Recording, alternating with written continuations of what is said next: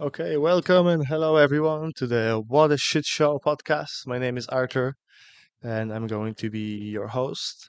First and foremost, we need to get this in to arm ourselves in the chair. The first things that I would like to do before we start is to thank the sponsors of this video, which would be me, myself, and I. Without you guys, this wouldn't be possible. So, without further ado, let's get into the podcast today.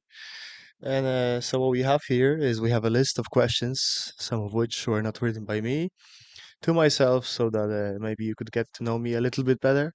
And so maybe I could find something out about myself that I don't know yet, or for your own personal entertainment, whoever it is that you're watching today. So the first question would be, what the hell are you doing in Vietnam? So I actually came to Vietnam to work in my father's bar. I have a bar on Bui Vien Street, which is like the most famous walking street in Vietnam. Uh, it's like the most touristy place there is. The street never sleeps.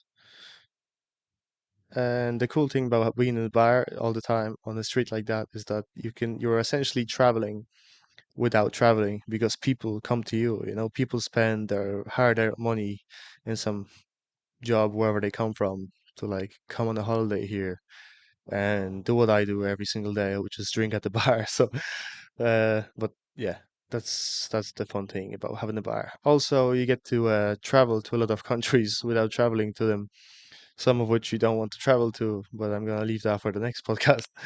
Um, yeah, it's cool. You know, you meet out of 80%, out of 100% of people that I meet, maybe like 20% I really, really want to talk to. 80% I just give them the drinks and I carry on about my day listening to a podcast or something. So yeah, and I get to live a pretty fun existence here in Vietnam until I'm gonna continue to do that until they deport me. So without further ado, we're gonna get to the second question of the day, which is actually coming from one of my friends from Facebook. The only question that we got from Facebook was, "Do you read despite your appearance?" So I think my friend is referring to my overly muscular stature. And yes, I do read, actually. A lot of people don't think I read, but I do read. Probably read more than most people. I definitely read more physical books back in the day. Nowadays, I just listen to audiobooks on Audible. And the the question was, do you read despite your appearance? What books, etc. So the first book I ever read was the first time I actually started to read anything that I wanted to read because my course that I went to sucked. So I started reading Mike Tyson's Undisputed Truth just because I was interested in martial arts and I wanted to see. But it turned out to be about obviously boxing and other things. But it really showed an interesting point of view on the most amazing fighter of the time and the kind of stuff that he got himself into and all the lessons from getting used by other people and the drugs that he had to take and the mistakes he had to make to and it's kind of a funny evolution to see him now, the way things he's actually doing podcasts and exploring psychedelics and things like that. So it's funny to live in a reality where Mike Tyson has a podcast and is the biggest stoner that eats 5 grams of mushrooms every single day. I enjoyed that perception a lot. So that was the first book I read, but I read a lot of things. I mean, I read like Ryan Holiday's books, Robert Greene's books, obviously Mastery Human Nature. Uh, the the one book I cannot put away that I keep going back to is definitely Awareness by Anthony DeMello. Really, really cool book about enlightenment and things like that. I would recommend that to a lot of people if you want to open your eyes to the how funny this reality is and how fun it can be. Um, what other books do I read? The latest one I'm reading probably is The Starry Messenger by Neil deGrasse Tyson. Also, it's about something that I've been exploring before I even realized he had a book about this. It's about having a cosmic perspective, so being able to zoom out on the reality that we live in and see things, for example, like veganism and meat eating from a cosmic perspective how it looks, and other things, like gender, like politics, like it just gives you this broad cosmic perspective, because you have to realize that in the grand scheme of things, the universe doesn't see the difference between a leaf falling from a tree and the fall of an empire. So it's like a really cool cosmic perspective that I think more people should open their eyes to, and not just be stuck on the left or the right, and realize you are all like part of this one bird. You might be either on the left wing or the right wing, but the truth is in the middle, as I like to say.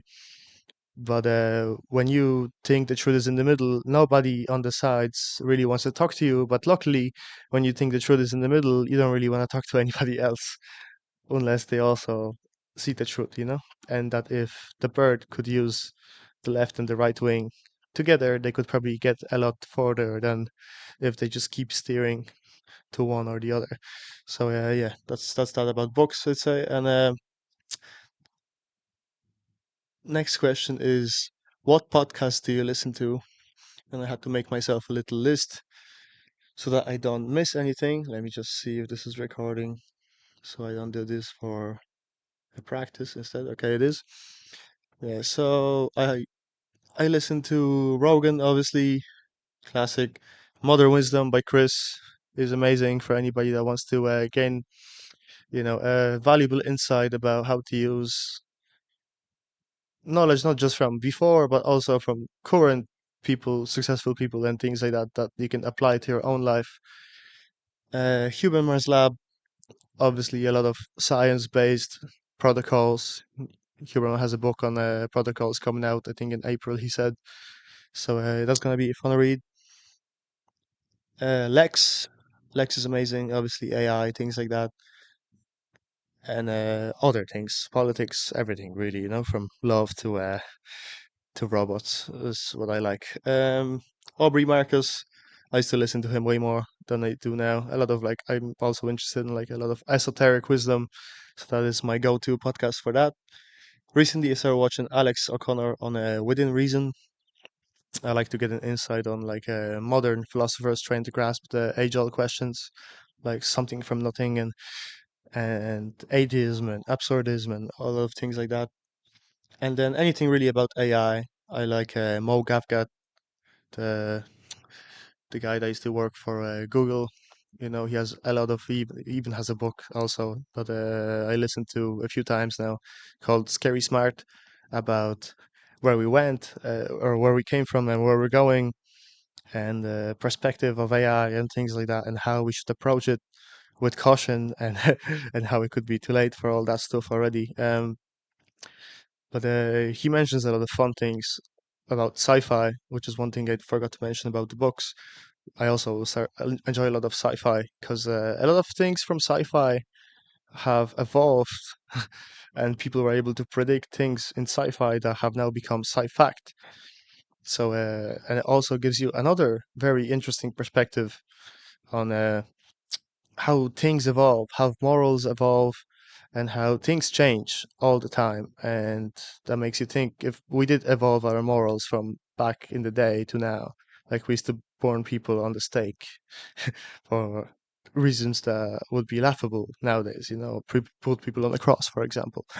Um, but one perspective that really opened my eyes to is there was like this thing in a sci-fi book I was reading, Endgame, recommended by a friend, and there was a part where there was like a there was these guys in a ship and they were in a cosmic battle or whatever, and a lot of people died, and then they couldn't find those people that died, so they're in like this court, this cosmic court or whatever on Earth and shit, and they're asking them like, so what did you do with the bodies?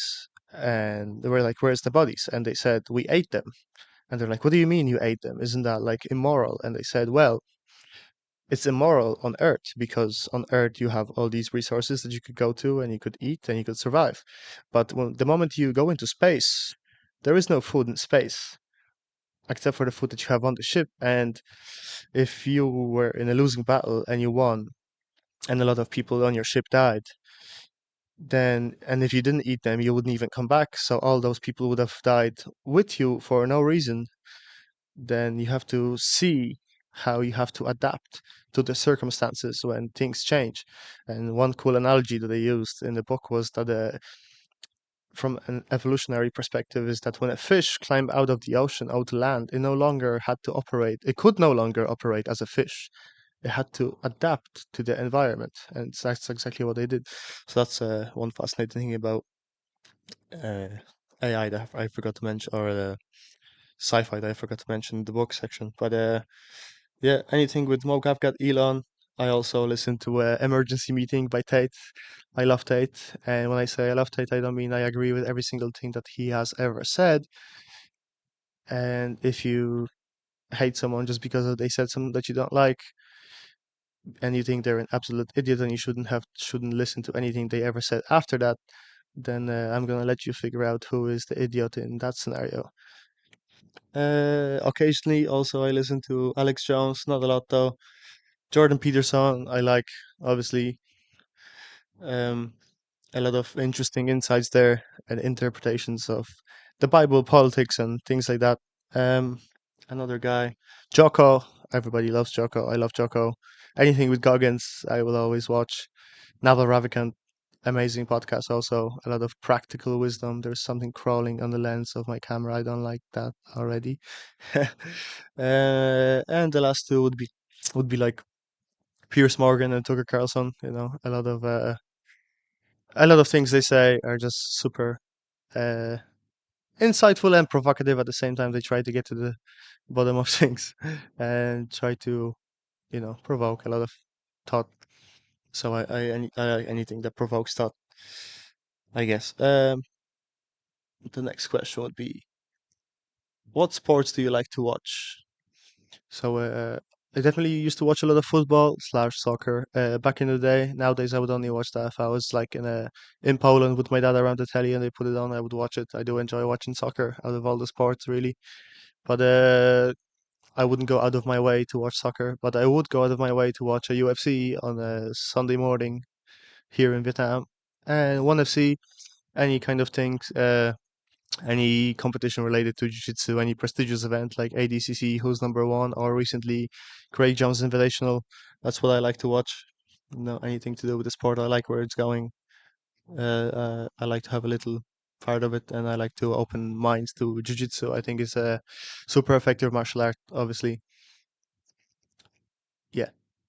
So that, as an example, Tate actually did say that jiu-jitsu is super ineffective and you should never go to the ground. But you can be as good of a striker as you want on the street, and you can think that you will never find yourself in a scenario where somebody grabs you. But what if they do?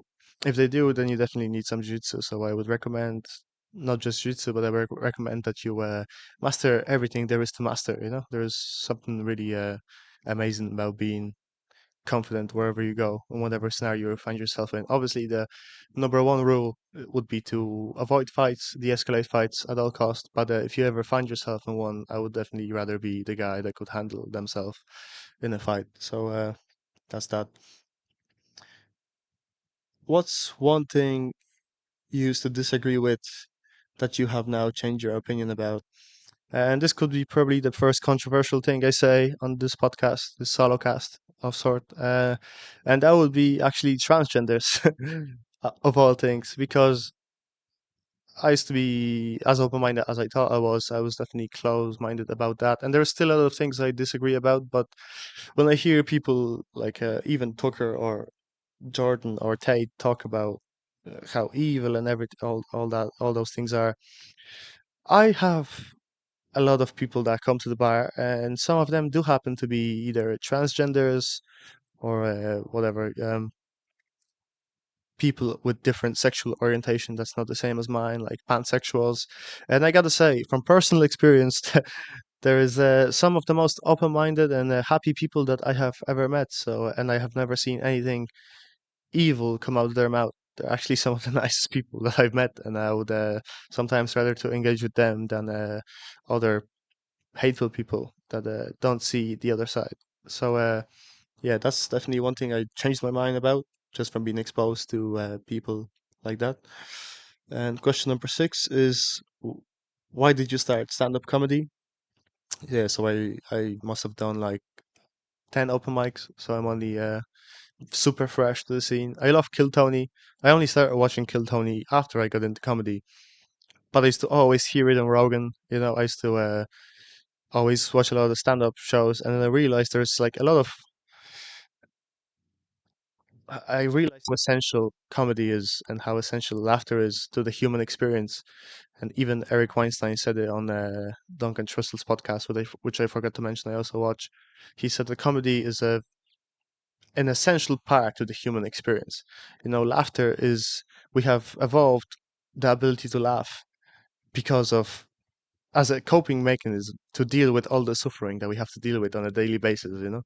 And it just fascinates me.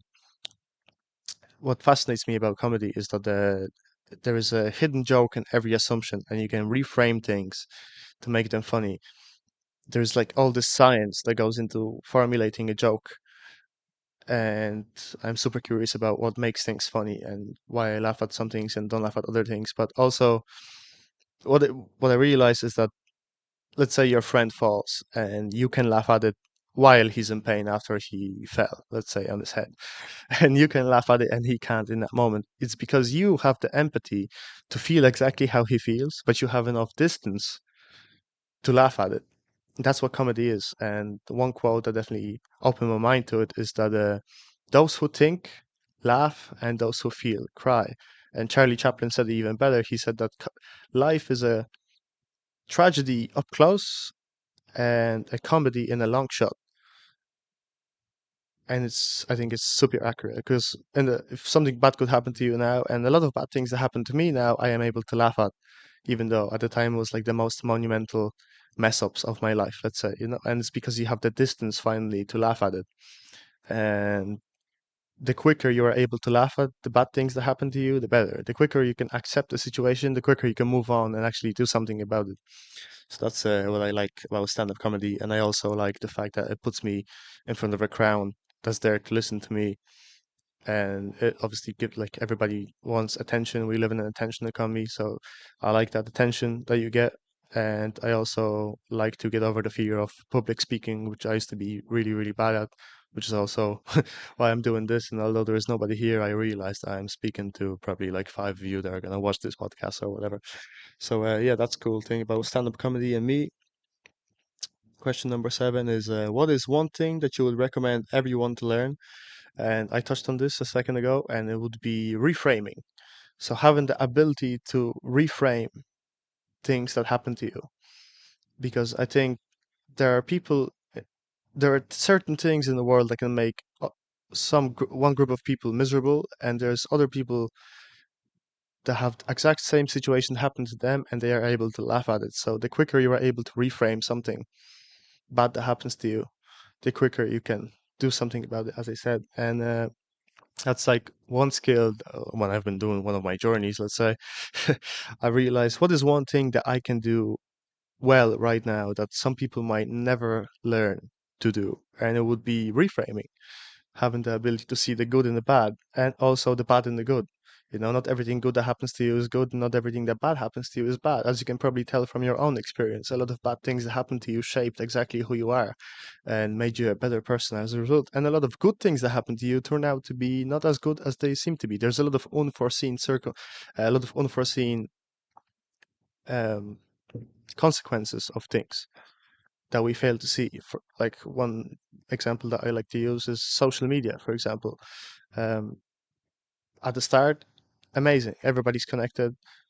And now, with time and how it evolves, you can see everybody disconnecting. And although they are super connected online, they seem to be more disconnected in person. People don't know their neighbors. They talk to everybody online, they organize themselves into these communities online, but they are unable to actually go out in the real world and organize themselves in communities with people that are like them. So that's interesting. So there's a lot of good and bad to social media, and a lot of good and bad to other things in life. Yeah. Um, what's your favorite quote and why? And if you know me from the bar, you would know that I am absolutely in love with quotes. I like how you can write a sentence that speaks to someone, and somebody can read it and it can be the exact thing that they need to hear at a specific time. And I happen to love a lot of quotes, but if I was gonna sum it up to one, it would be that I'm not even sure who said this, to be honest, but if there's one quote that I absolutely love, is that life will keep giving you the same lesson until you learn it.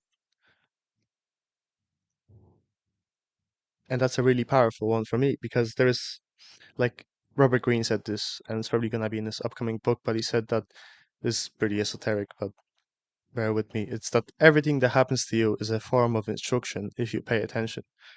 So what's gonna happen if because you keep repeating these, you happen to be in similar circumstances all the time, and if you don't learn your lesson today, then inevitably you will end up in a very similar situation where it's the very same lesson. And if you haven't learned it the first time, you're just going to repeat it until you learn it. That's the only way. There is no other way to get around it. Like you either learn it and change what you do next time, or you just keep repeating what you've been doing. And you can see that in a lot of relationships and things like you fall.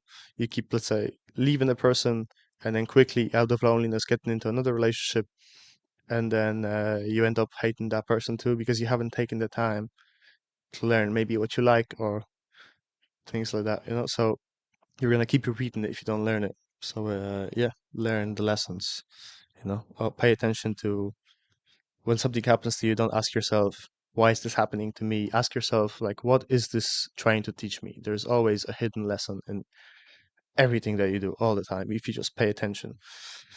So that's that. Yeah. What is one thing that people always get wrong about you? And this one, actually, this happens to me often at the bar, even at the comedy shows, that people assume I don't even think I'm obviously not the biggest person, but I am physically fit enough for people to sometimes assume with my bald haircut that I am just a knuckle dragon meathead. And it's cool. It's cool when I'm talking to people and they say like, "Oh, I didn't expect you to, have knowledge about other things, or to be an artist." Let's say I also like I might put like a little clip here of the things that I drew at my bar over the last year. Um, yeah, I like to get interested in a lot of things, So I'm not just like gym. I used to be just gym, but then I expanded just to other things like philosophy, art, martial arts. You have to be interested in other things. You can't, well, you can if you want to be, but I happen not to be just interested in getting bigger and things like that. I think there is a limit to what you should be doing in that sense. Another thing, okay, last question. Let's just keep it last question in case my camera dies because it only records for like half an hour and I don't know what we are on now. What do you think is the meaning of all this human experience? Ooh, I think life is gonna have as much meaning as you give it because something could happen to me and there could be like a weird coincidence that happens to me and I could look at that coincidence and just completely disregard it as yeah a coincidence, or I could look at it as a synchronicity, or I could assign some profound meaning to it that I want to assign, and that life is going to have more meaning if you assign more meaning to it. So that's what I believe. I believe to refer to my second quote that I forgot to mention is that only those who believe in magic get to experience it. That's a really powerful one for me also, because I think life is way more fun and magical if you believe it's way more fun and magical than it is. And you have to remind yourself to zoom out sometimes and realize that you are just a monkey on a rock that's able to think for itself, or at least have the illusion to think for itself, as we're coming to realize. And you are essentially floating in infinite nothingness, where you could think that nothing matters because at the end of the day, you are a rational being in an irrational universe, and a rational being trying to make sense of an irrational universe is absurd. That's where absurdist comes in. And you could do a lot of things. You could adapt a philosophy to that, and you could think, okay, if does nothing makes sense and nothing has any meaning, then one thing is just to refuse to play the game. Please don't do that one. Or you could head down a hedonistic philosophy and just go down the hedonistic hall of pleasure, but that's not cool either. I think like you have to realize it's just a ride, like Bill Hicks says, and the best way to go about it is probably like a nice slow climb up, because you see a lot of people that have gotten, though they essentially won a lottery, or they have gotten to a place where they can do whatever they want with their time, and they went from like a 5 to a 10 of the human experience, but then it's really hard to stay at 10. So one better way to do that would be just to keep climbing. And an example that I'm gonna steal from Mother Wisdom is that if you are a number one sprinter this year and you are number two next year, then in your eyes, you're not progressing, you're regressing. And you feel worse than the guy that was placed 359 last year but is 247 this year, because at least for him there is progress. He's still nowhere close to you, and technically you should feel way better than he does, because you were number two in the world and you were number one last year, and he hasn't even gotten to the top 100 yet, and yet he feels better than you because there is progress. So with that said, I think the best way to get through life is just to have a nice, slow climb up, keep getting curious, keep improving yourself, and see what you can do for yourself. Yeah, so I'm gonna wrap it up on that one. Thank you guys for listening, and hopefully I'll see you at the next episode of What a Shit Show. Thanks for watching.